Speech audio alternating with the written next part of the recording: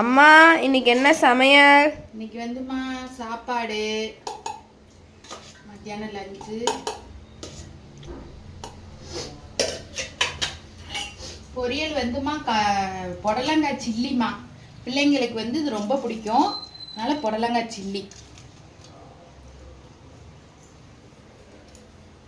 குழம்பு வந்துமா காளான் கிரேவிமா. சூப்பர்மா. கிரேவி.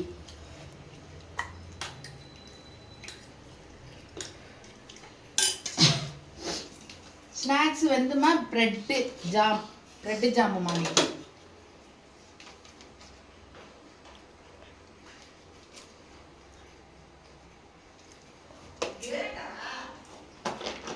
ஸ்நாக்ஸ் ரெடிமா, சாப்பாடு ரெடிமா.